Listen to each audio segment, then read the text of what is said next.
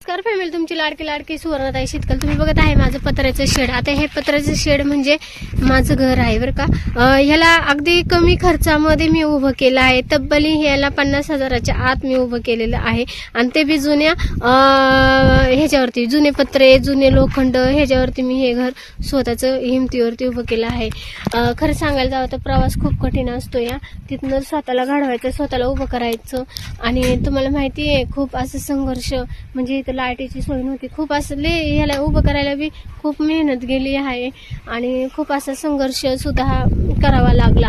आणि इथपर्यंत येणं म्हणजे खूप कठीण काळ होता. डोळ्यामध्ये पाणी सांगता कारण की जो माणूस संघर्ष करतो ना त्यालाच माहिती असतो त्याचा संघर्ष. सगळ्यांना सांगून काही उपयोग असतो का? कोणी हसतं, कोणी थिल्लेर उडत म्हणजे टिंगल्या काढतात. त्याच्यामुळं हे जे इथपर्यंत येणं माझ्यासाठी खूप कठीण होतं आणि मी इथपर्यंत आले हे मला महत्वाचं आहे. आता काही दिवसांनी 2 वर्षानंतर माझं घराचं काम मी सुरू करीन.